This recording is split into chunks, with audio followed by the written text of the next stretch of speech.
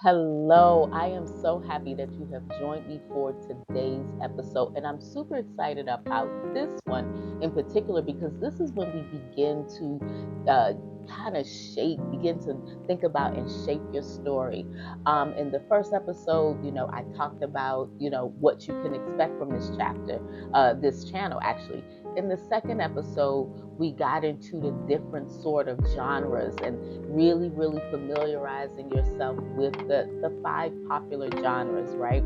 And I hope you got your notebook. I hope you got your pen because this is how we roll on this channel. So you can pause this and you can run get your pen and your notebook because you're going to need it. But in today's episode, we are going to talk about the five story shapers. This channel is really geared towards using your life experience to to craft your story. And I'm gonna put you on game. Let me put you on game. Every author is writing somewhat biographically. I think I said that right. Everyone is writing from their experience. No one is coming up really with, original ideas that does not touch them personally. An author has to write from the space that touches them personally. That is why you buy their books. That is why you're going to write books that other people are going to want to buy and want to read because you are going to pull from your life experience, and that's what authors are doing. So, one being your life experience, two belief systems. My grandmother always taught me, turn off the lights when it's storming. Okay, so we know that lights have nothing to do, it doesn't draw electricity. At least I don't think so. But that's so when it's storming, I have all the lights off. It's a belief system that I have. It is interwoven into my very psyche and soul. So pulling from those belief systems and weaving those into your story, it makes it believable. It makes it something that the reader can attach to and can grab hold to. Third, we're going to look at characters. There is this lady, she was my art teacher in sixth grade, and she had this platinum blonde hair. She wore this brick red lipstick. She wore these really loud colors, and it just worked.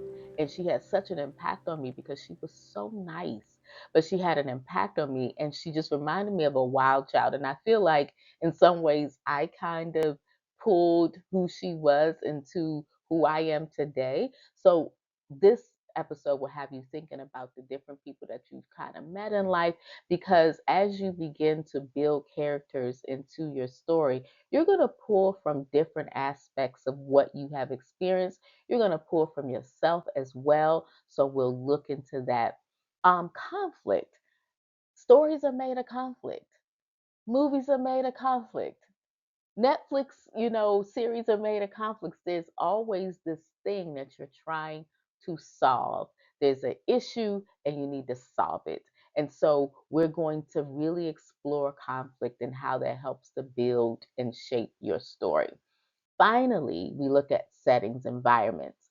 I have traveled to Cuba, to Senegal, and even in Costa Rica. And it's something about those settings for me that just really help to when I'm crafting a story, like in my book Magnolia's Bloom in May, I really pull from the settings of the environment and the feel, the environmental feel of New Orleans.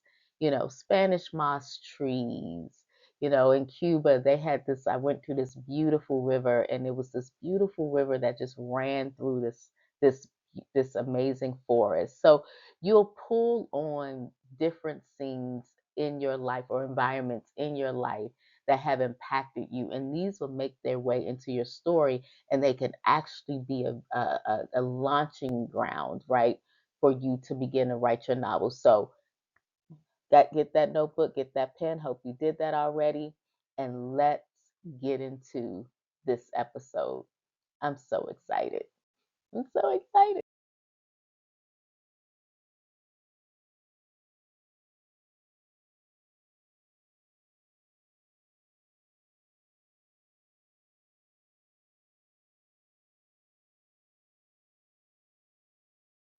life experience. You know, life experience teaches you so much. And as I said before, a lot of the works that we see from our favorite authors, they're speaking from life experience, right? So, your stories and your story ideas may come from things that, are very personal to you.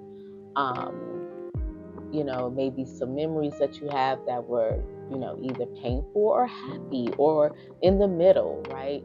Um, it may be just emotions that you feel. I know for me, there's times that I may be writing a narrative and I'm tapping into some of the things that I've felt or some of the things that I've questioned, you know, um, in life and just never had a chance to, there was never a room for me to be able to to understand it, or there was no one I can talk to try to understand it. So, your narrative or your story ideas can come from that space of you trying to navigate, and you may find it in your character, or it may become the conflict, right, that your character is trying to get to, where these either painful memories or happy memories or may come into play that help to shape what your story's about. Um, any learned lessons, like, for me, you know, my stories have definitely, helped me um, to navigate lessons that I've learned, either, great lessons or either, hard lessons. But these can be a great springboard from your story when it comes to either creating characters, creating, creating environment or setting. It can definitely spring from, learned lessons can definitely be, that sense of conflict, or it can even help you to, as you're writing your character, your main character is going through things. It can even help you to write the transformation of the character from one state of lessons to an elevated state of lessons. Um, Also, it can help to, frame life non-negotiables for your main character. So your main character it might be, oh, I'm drinking my water. That may be a character non-negotiable. And but that's coming from your own experience. So don't, allow your life experiences to be a space where your story can bloom and really take shape and give that, like, human give a human element to your narrative, so that um, when your customers, clients, readers, sorry, when they come to, when they come to read your stories, they'll have of that element of humanity that really touches a reader and have them to come back to it.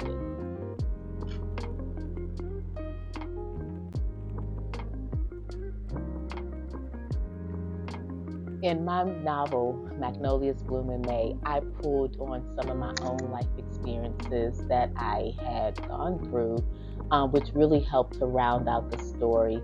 Um, you know, I, married young, got divorced, was a single mother for until my son actually moved out of the house.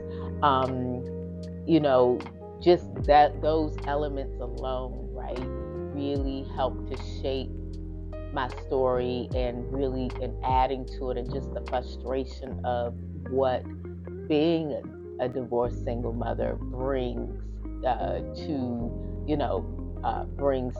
one's life. And so that uh, element of frustration was woven through the story, which really, when I've talked to other people who have read my novel, they're like, man, I really understood where Charlotte was coming from. I really understood where, where this particular character was coming from.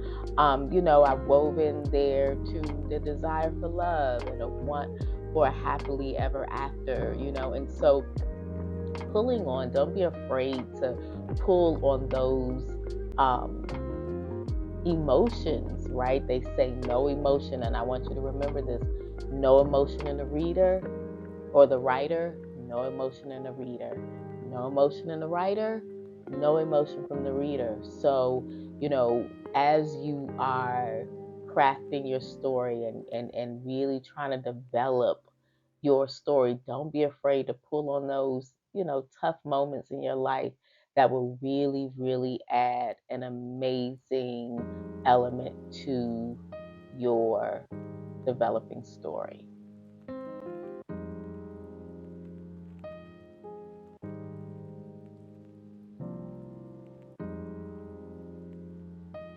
Take a moment to reflect. Think about a time that carried a lot of emotional weight for you. It could be happy, it could be sad, it could be indifferent in the middle, but take the moment to think about an experience that you went through that if you had the chance to go back tomorrow, like it still rings an emotional or gives an emotional space for you to this day.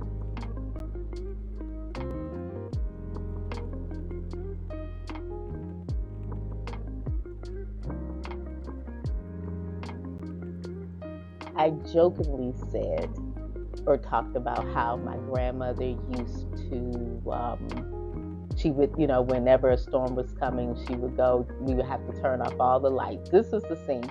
We would have to turn off all the lights. And for some reason, during a storm, we were able to eat you remember the cheese whiz out the tube?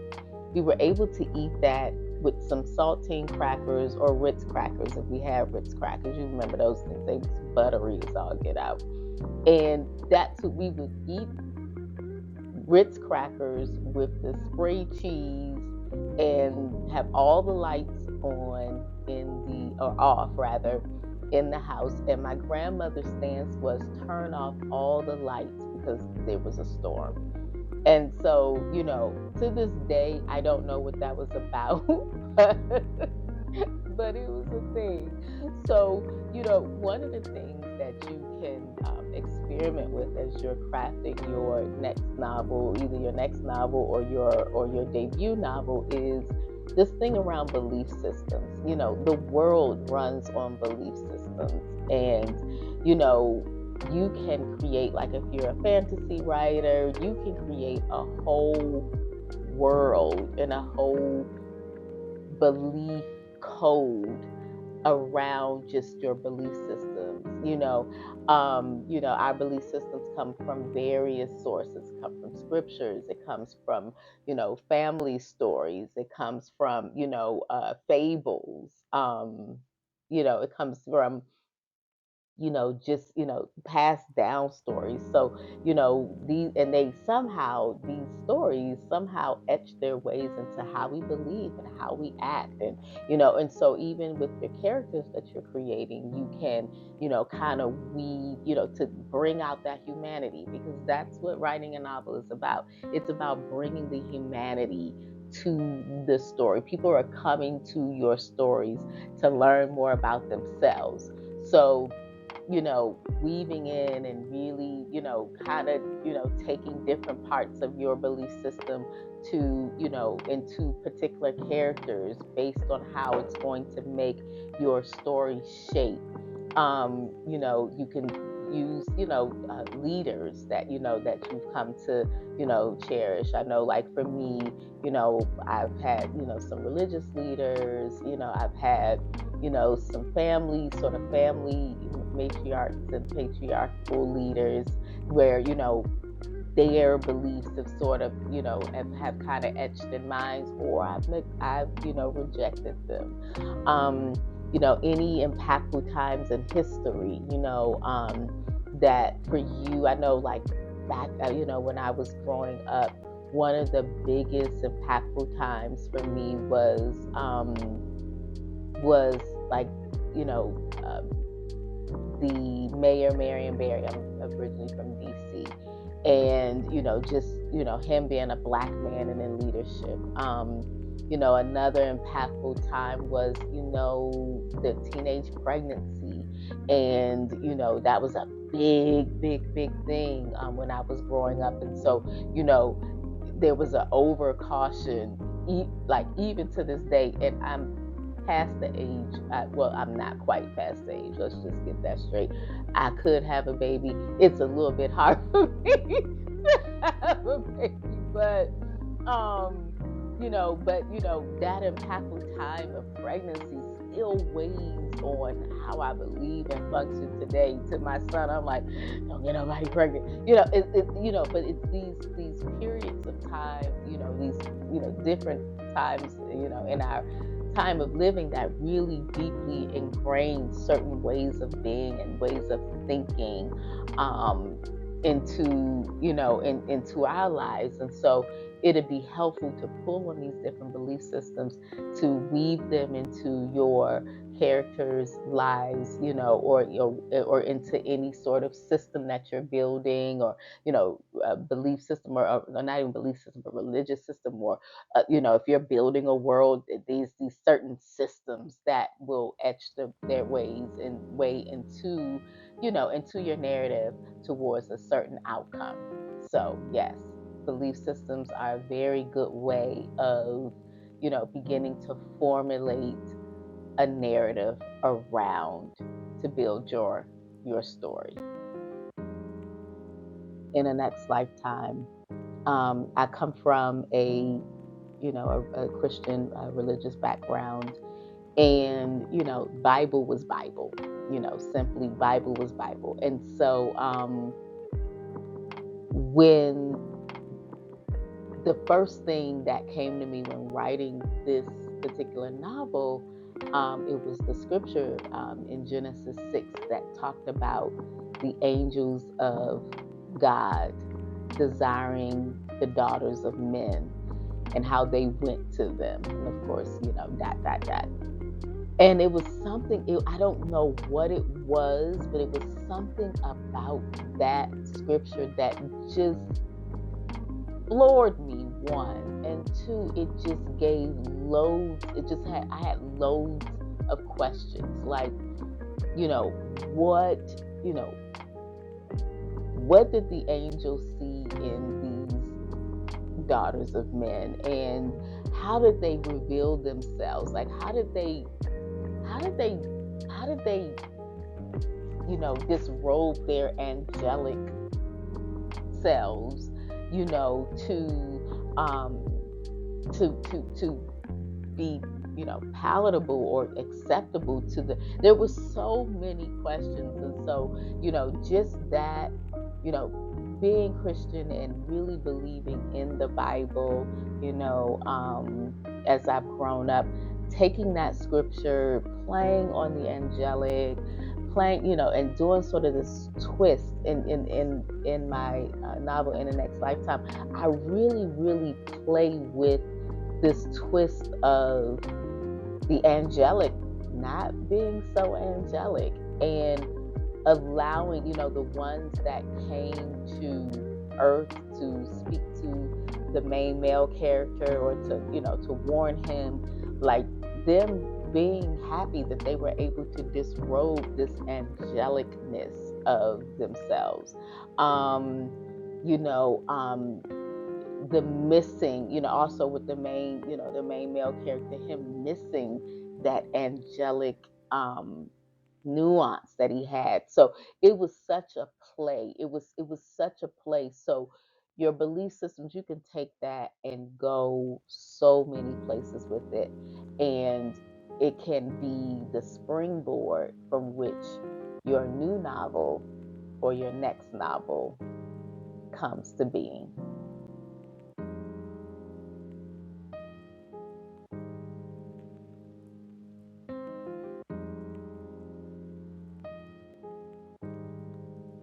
Take a minute to reflect on what you were taught, some of the things that you were taught. And you don't have to go far in the thought. You could just really think about your everyday life and go, okay, what are some things that you just do automatically? Like it's not even, and it's based on what your family or what your mom or what your dad or auntie taught you to do. It's just a part of who you are.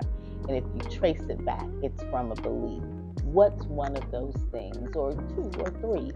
Take some time to think about that and jot that down in your notebook.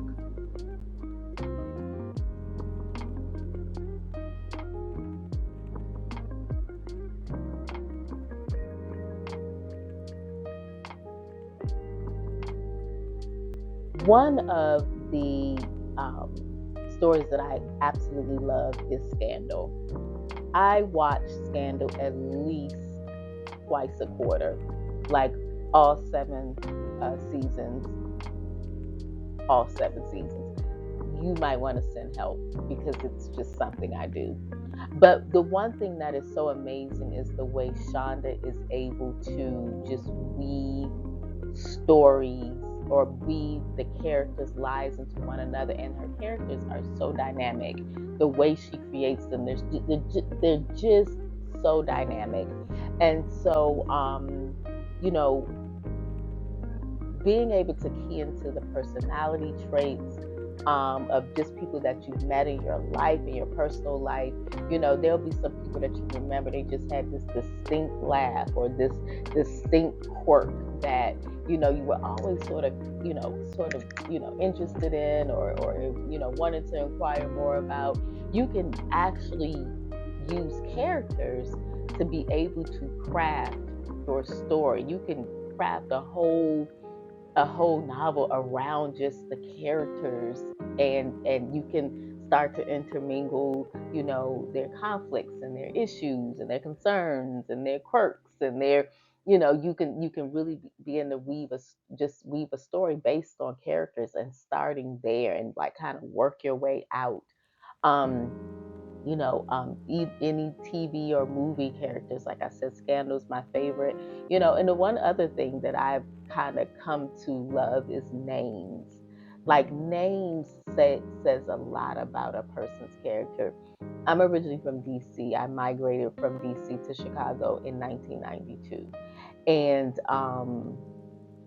you know the names that we have in DC are very different from the names here in Chicago. For me, names in Chicago are they can be very intricate. They can be a mixture of like the mother and father, or a mixture of names. There's a lot of apostrophes.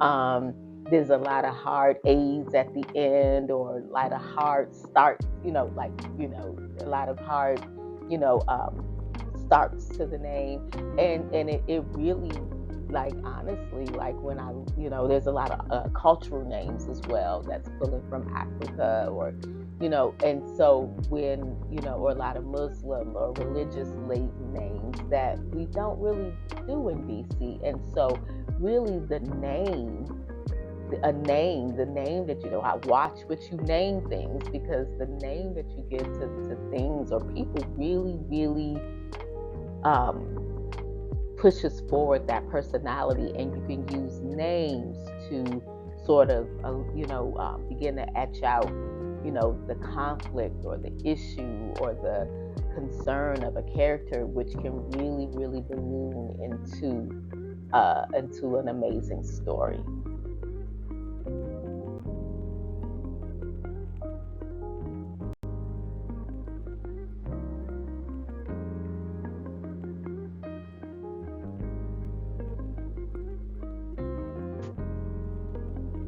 For my novel, Magnolias Bloom in May, I pulled on a lot of stories from my past, whether from my own or from, friends, or even people that weren't friends. Like I pulled on, and just some things that was made up, that really helped to highlight the importance of the intimate relationships in this story. There were a lot of close relationships in this story that in this story, really, Magnolia's Blooming May is really a story just built on relationships. So also, I worked, I thought about work acquaintanceships that I've had and work experiences that I had, and I really, really tried to I really tried to weave those in as well.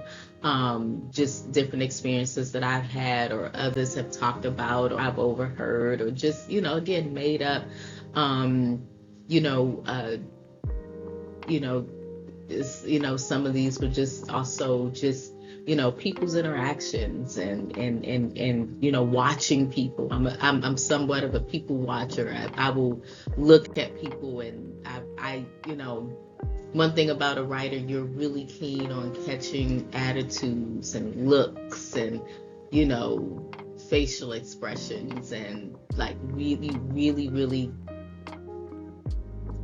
really get a sense of who people are, because you're just sort of watching from that lens, you're watching from that space. And so as you begin to write your novels, key into all of that, lean into all of what you've learned, and don't be afraid to be somewhat of a voyeur when it comes to looking at people and watching people, their interactions and their actions and their, and the things that they don't say but their body says. Because as you write, those things it's going to be a trough, just a trough.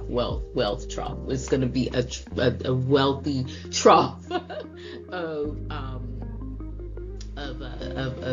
knowledge that you'll be able to pull into to make really, really great characters. And also remembering that these characters, sort of character sketches, can be a springboard for your novel.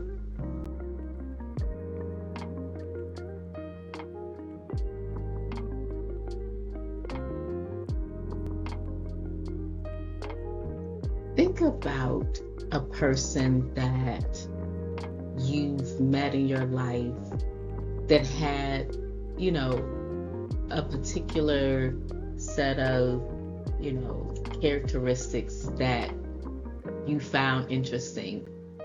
Who was that? And what were those characteristics that were interesting to you?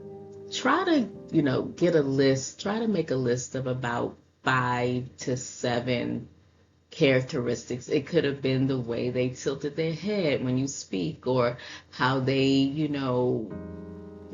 would do an extra flex if they were driving, and they're, and they would do it every 3 or 4 seconds. Or just think about certain characteristics, list them, and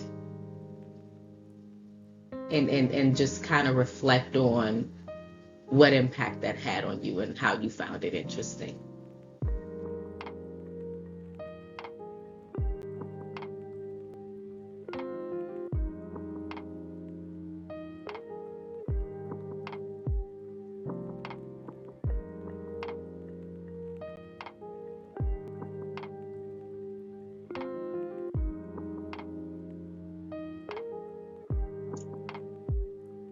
Conflict. All good stories have amazingly deep conflicts. And these conflicts can be with the self, so self to self conflict. It could be self to others or against society. It could be against the unseen, conflicts with the unseen, or with the environment, with the world that the character may find themselves in. But conflict, every story, if the story doesn't have a conflict, if a TV show or a movie doesn't have a conflict, why do you even keep watching? The conflict is it's the stuff, right? It is the stuff that makes you keep going back to that novel or going back to that TV show, because we as human beings, we are part of us, we're made to interact and defeat conflicts. Like it's a survival thing within us. So you can't write a story without conflict. And one of the things to really do, like as you begin to sketch your story, is to really keep in mind what is the conflict, what is the problem, what needs to be solved, what is actually what is actually coming up for the character, for them to solve. So starting with a conflict is a really, really good branching off point, because then you could begin to build around the issue of the story.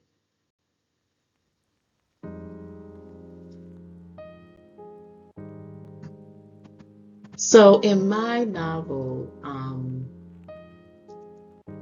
In the Next Lifetime, the main female character, she really struggled with herself. She struggled with herself as a result of, what she went through with her husband who cheated on her. But she really struggled with her weight and just the internal sort of issues that happens when a woman is cheated on. Just that constant questioning of herself, of worthiness, and and the pain of going through being cheated on, and if she could move forward. Like White Ivy, she struggled with her husband cheating, and and with other friends that sort of knew that he was cheating and like silently condoned it by not telling her. And I'm just trying to give you some tidbits of, just that conflict that sort of moved the story along. She struggled also with, or had conflicts with, an angel that was human, but had secrets to hide and was willing to kill her if need be, and could have possibly killed the main male character, but you may have to get the book. And so all of these conflicts and the weaving of these conflicts in this novel was really, really paramount in moving it forward. And just some of my readers, they was just like, I didn't know what to look at. And that's a good thing, right? When you're able to really, really interweave the story and the issues that come up between the character themselves, between the character and others, and if you have an unseen element in there, the characters and the unseen, be it divinities, demigods, or nature.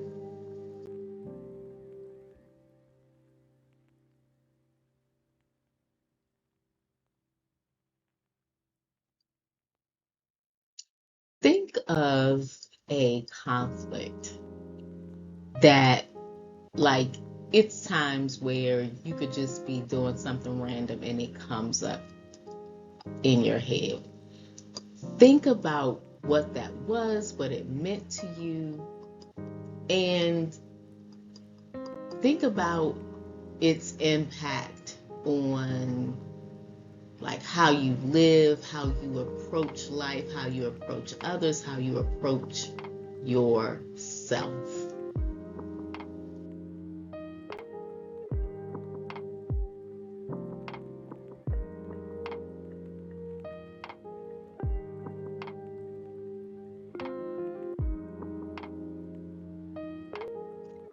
Settings. I have some places that I absolutely love. The verdant green of Cuba, the amazing beaches in Senegal. Just there's places and settings that like have laid an imprint on me that I absolutely love. And so when we talk about settings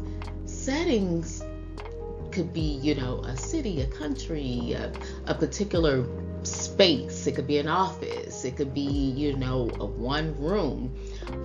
It could be a world that you create. It sets the background and the stage for the story that you're trying to write, but also the setting can be a space and place where that starts that really launches your story, especially if that particular setting or environment is going to play a key role in your main characters, be it female, male, or if you have different points of view. If that setting is going to, because the setting or the environment can be a character in itself. In Toni Morrison's Beloved, the house that Setha and Beloved, and I forget the other character's name, but where they live, that I remember reading some notes from Miss Morrison, where she talked about the house being a character. And it was the house, if you remember the movie, it was the house that really had an effect on all of the characters. So the characters kind of shaped the house, and the main characters and the supporting characters in the story. They really helped to create a world, and it was a world around this house, and things happened around this house. So your settings can absolutely be, if you get to know it and get to massage it, the setting and the environment that you place your characters in can absolutely be a great launch pad for your new or next novel.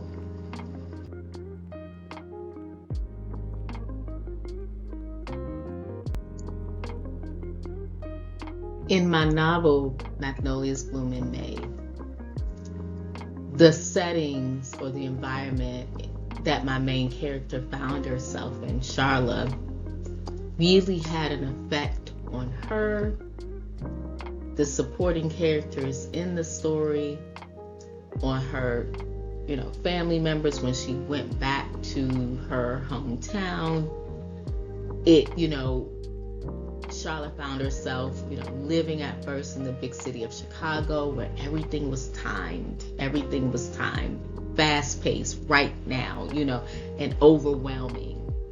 And then when she moved back home to Santos, Georgia, which was a place that a place or a world that I built, there was no sense of time. Everything was slow. There was, Spanish moss trees. There was, red dirt. There was, there were bayous and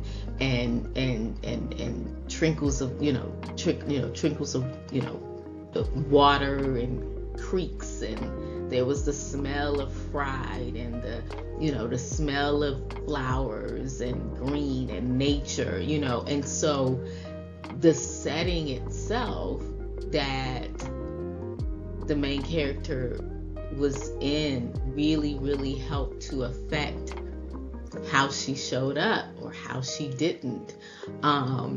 So, definitely give attention to the the settings in your new or next novel, because it definitely has an effect on the character and how they interact with everything else around them.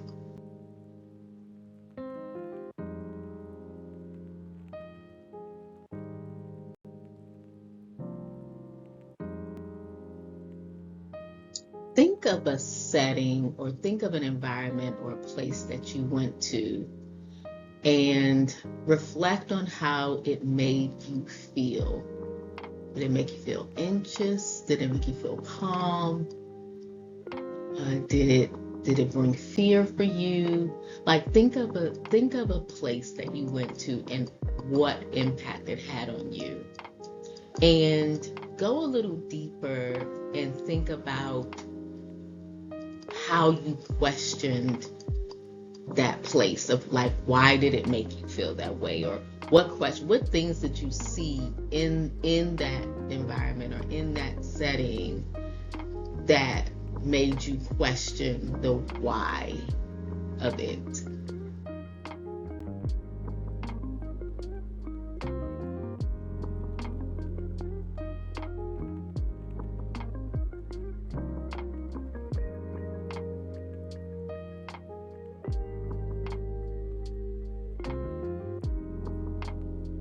So let's play. There's a technique that I use that I like to coin story webbing, and I'm not the originator of this. This was something that I learned in grade school, actually, and it's been a technique that I have used all the time. It's so good for being able to allow your mind to explore and to play and to pull on different elements of of this particular word. So we're gonna mirror it here. I'll show you the technique here, but this is a technique that can help you to begin to pen your main novel idea. It can help you to outline your story, especially if you're a plotter. I am a plotter, pantser, plotter first, pantser, pantser second. It helps to kind of jog your ideas and jog your memory and jog your, get it like primes you to write, actually. If you're feeling stuck, like at times, if I'm feeling a little stuck, I might do this story webbing to begin to churn my head towards being creative and writing. Sometimes you might be stuck in a scene and you don't know where to go, and so you can use the same technique to kind of get you out of that scene rut where you're like, oh my God, what am I doing next? I don't know what I'm doing next. Also, it can help with character mapping, absolutely, because you might start with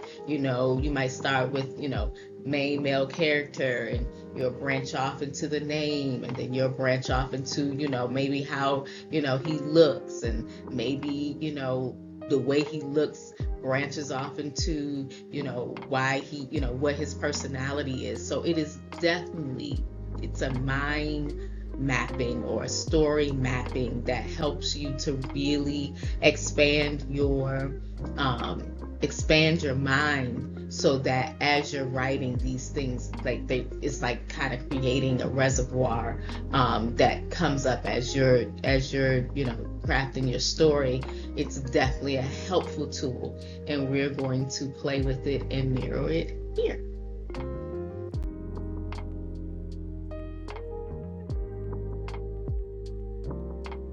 So we're going to play with the Story Shaper setting, and the environment we're going to look at is a commune.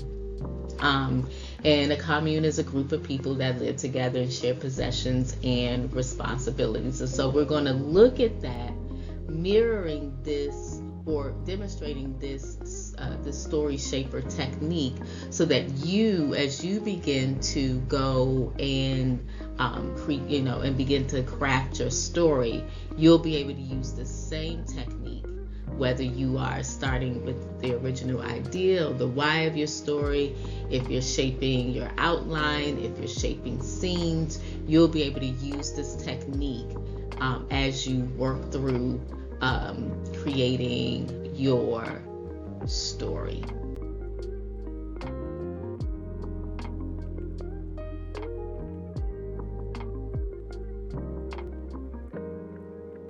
So first, we're going to start with commune in the middle, right?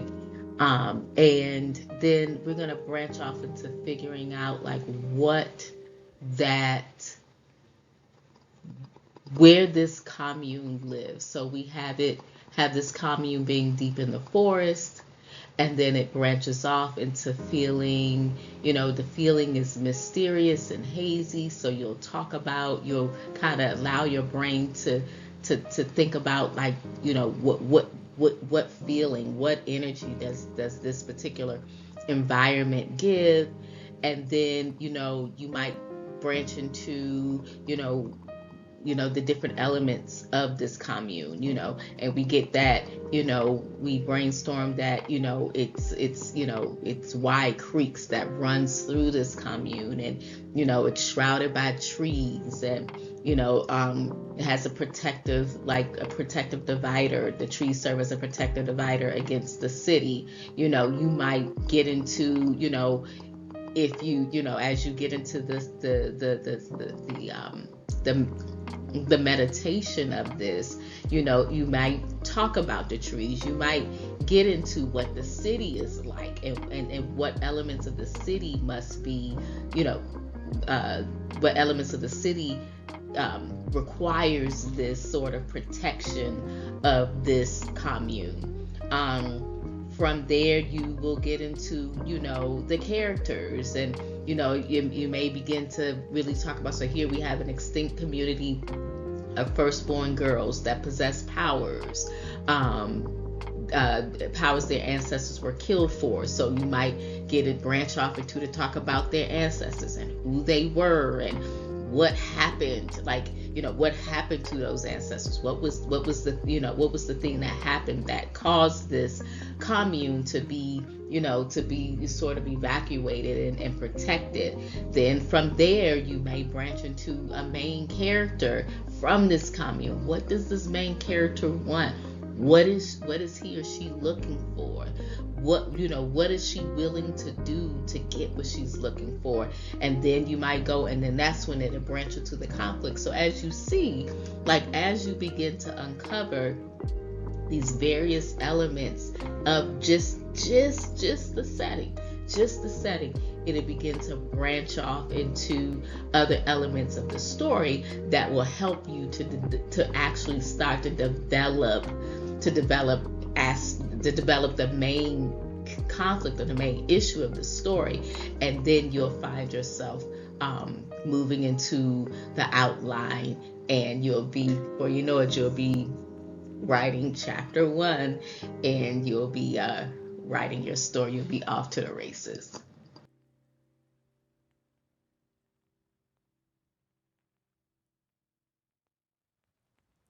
Thank you so much for joining me for this episode as we are preparing to, or laying the stage to, write your novel. I cannot believe this video is 43 minutes long. Like, I did not plan for this. I was thinking, we'll do 20 minutes, but anyway, it was so important for me to get the information out to you. It's so important for me that every time you come to my channel, you are getting the tools, tips, and techniques to be able to start either writing your first novel or digging into your second or your fourth or fifth or 10th or whatever. And everything that I'm sharing here are things that I wish that someone would have told me. I had a lot of gatekeepers when I first started out writing, and so there's no gatekeeping here, because you know what, it's enough for us all to eat. It really, really is. It really, really is. And so I want to make sure that I'm sharing the information that is going to get your story told, because your story is made to touch someone. You have your own people in your own corner or shared corners of the world where your story is so needed and you need to get your voice out there. So for the next episode, we're going to actually be preparing to write your novel, and I'm going to give you some tips around some tips that I've used on writing a rough synopsis, just to get it out your head. Looking at the 3-story structure, we're going to look at characters and the different things, the different elements that you'll need to begin to pen to develop your characters, such as name and weight and and then their own idiosyncrasies and quirks. And then we'll start to look at the story conflict, like really trying to understand, like, what does the character want, and just uncovering that part. Your brain will go to different spaces and different places to be able to that will lead into scenes where this character is not only going from point A to point Z, but transforming from point A to point Z, right?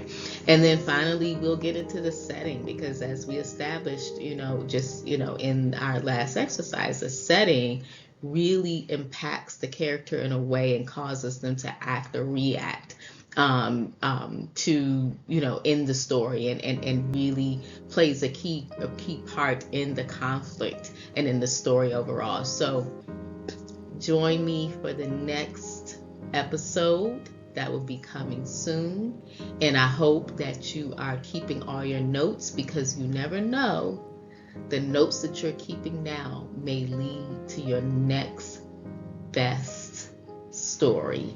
Next story, new story, stories on stories on stories. Thank you for joining again. Please remember to click subscribe, and I can't wait to see you again, dear writer. All right, see you soon. Bye.